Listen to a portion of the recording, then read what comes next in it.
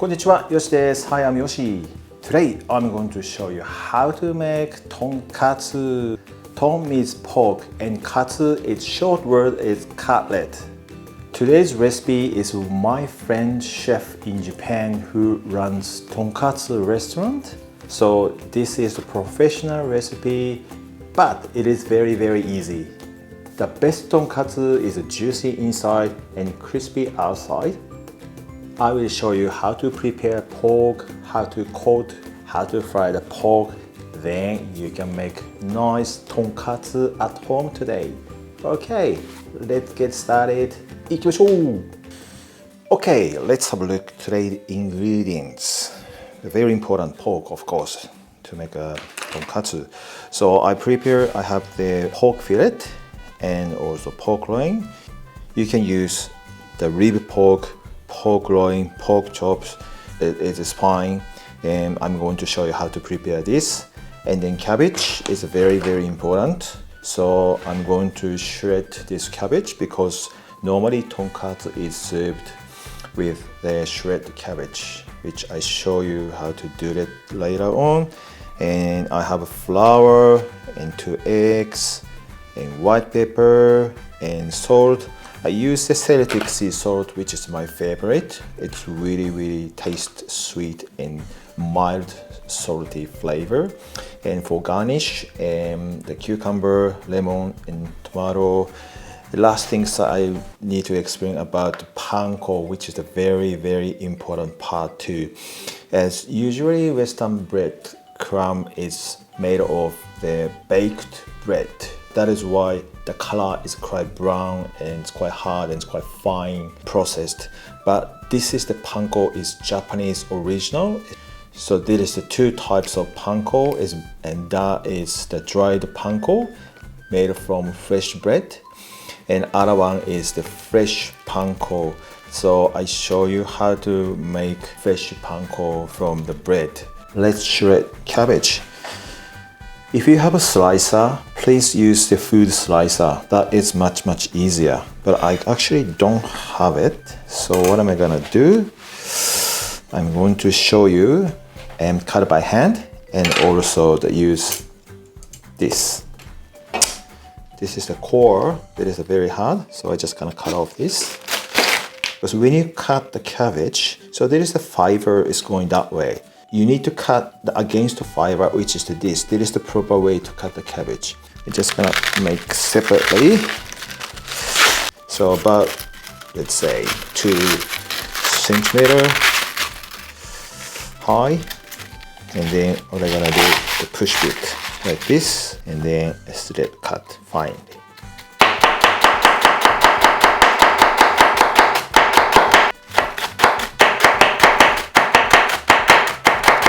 Like this.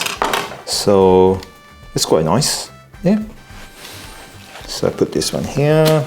If it's very difficult to cut like very fine, so what you're gonna do, just use this.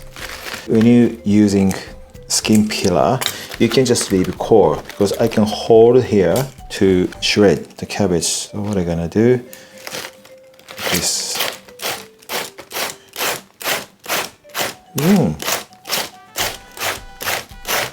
just be careful. Don't put a finger towards to the blade. If you missed it, you cut a finger. So make sure you hold that way, and then always the shape to that way. Don't do it like this. So that is quite dangerous. I did many times. Yeah, it's quite good. Beautiful. I'm going to soak this cabbage in water for 5 minutes to make crispy. Now it is soaked in the water. So after 5 minutes, just to drain. Quickly prepare lemon and cucumber.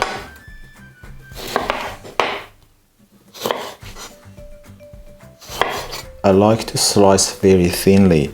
What are you gonna do? Just a little angle, then just cut slice. I'm going to use cucumber like this. That's pretty, isn't it? Now I'm going to start heat up the oil. That's it. and then I try to heat up until about 170 degrees. Okay, now let's prepare pork. The first of all, pork should be room temperature.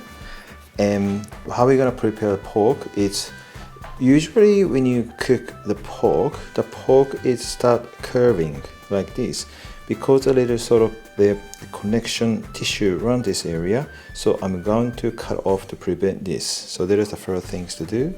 So this is the oral area I'm going to cut here, here, here, here, and this couple here too, and here. About 2 centimeters each. You don't need to just cut really finely. Just cut like this.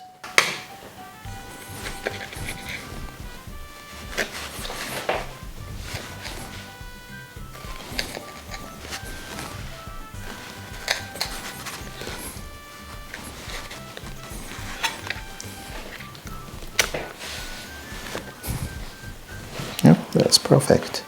Usually when you use the loin, you need at least 1.5 centimeter thick because after tenderize the pork, the thickness will be thinner. Fillet, it's at least need 2 centimeter, so that about that much. 1, 2. Let's cut it off. 2 centimeter. Now I'm going to show you how to tenderize the pork. That is the very important part. The pork usually, if you cook this, it is okay, but a little bit firm after finish. So what I'm gonna do, the several way to tenderize the pork. What I have here is the tenderizer mallet, which is quite sharp, which I show you. It's really sharp. Seriously, you have to be careful. So I'm going to show you how to use this tenderizer mallet. Okay, so this basically just like this.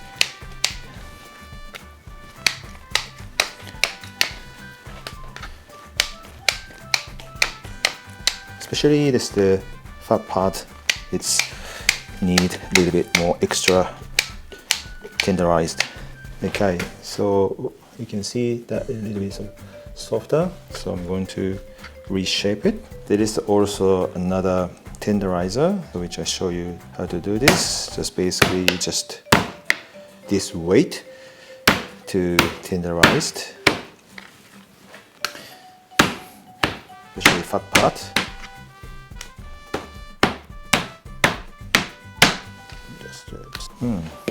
Okay, so that is quite sort of spread around, but I'm going to reshape it. But there's another way to do. If you don't have both of this equipment, that is fine with it. I'm going to show you now how to do this by this knife. So of course this side is very sharp, but this back of knife is not really sharp. So I'm going to use this back of knife to tenderize. So what you're going to do that way, then cross the line. Alright, so I'm just going to a little bit move to that way. Okay, on the back side too.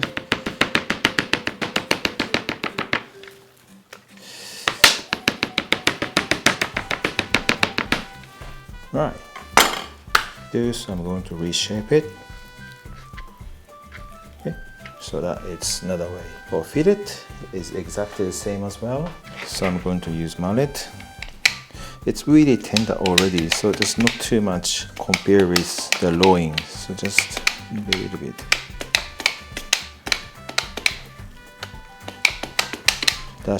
It's more than enough. Right, so that is how to tenderize the pork.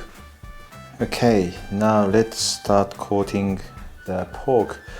Before coating a pork, whisk the egg very well. It's quite important part. If you don't mix well, that is the cause to came the coating off during cooking. And next, I'm going to show you how to make fresh panko. Just simply cut at the edge by bread knife.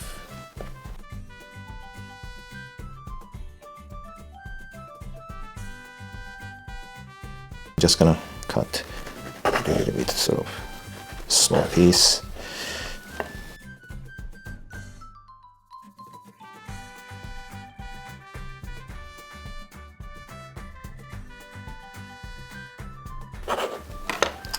Okay, so finish cutting. Okay, so let's make the bread finer. So simply just put stuff in here. So don't put too much, that should be enough. Then simply just blend it.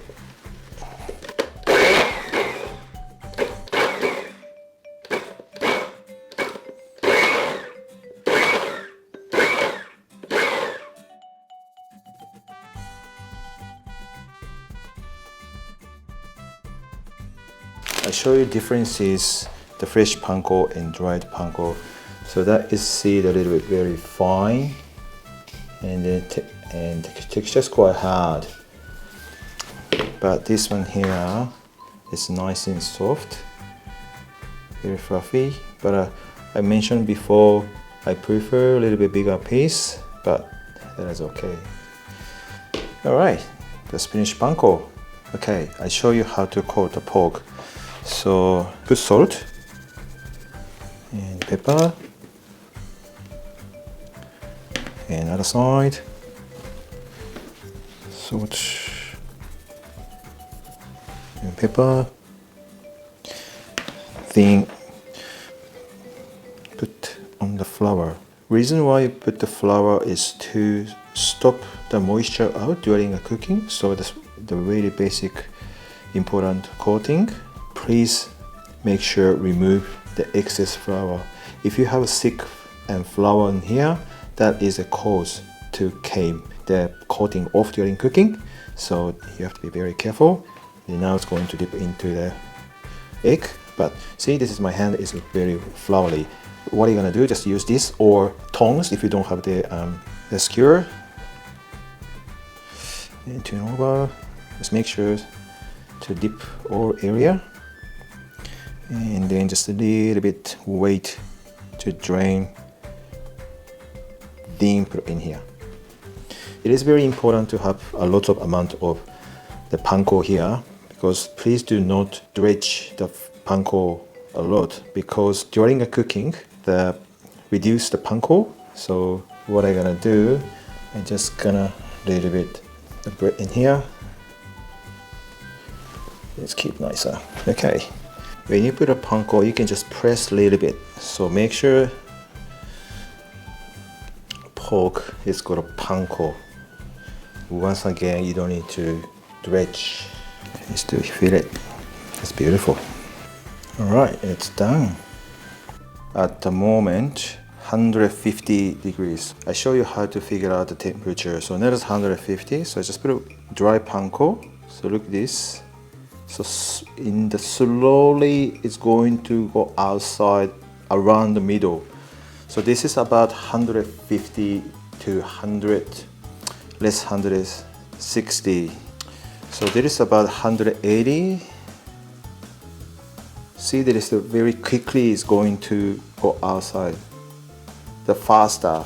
So that is 180. So it just got a little bit medium high. And then I'm going to start cooking. So maybe 2 is maximum. Yeah, it was 170. After I put the 2 pork, now 155. Because once you put tonkatsu, temperature of the oil is going down. But be very careful. Please do not touch tonkatsu now, because around the coating with the panko, it's not really firm yet. So if I touch the panko, the all coating came out. So just make sure, just stay at least about 2 minutes, I would say. Okay, about 2 minutes. I'm going to flip the tonkatsu over. Beautiful. Very nice. So now you can see the little bubbles still big. And then the sounds are quite loud. Can you hear that? So there is still cooking and uncooked inside, meaning, but it's a little bit quiet, which means the moisture came out from the pork, then it means cooked. So just gonna skim the firm. Alright, look at this bubble. They're getting smaller. So I show you this is bubbles, big bubbles. See, this is a very small one. So there is the time pork is done. Then take pork out. If you stand it, the oil goes into this part only.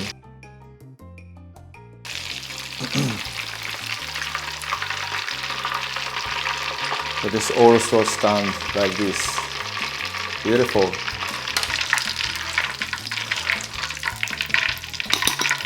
Okay, check this.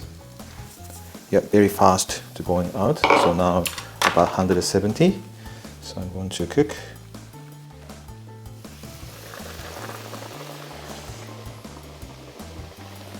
Just going to put the fillet too.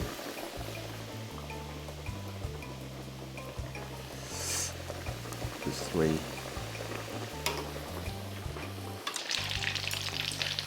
Okay, so about 2 minutes. So I'm going to flip it over.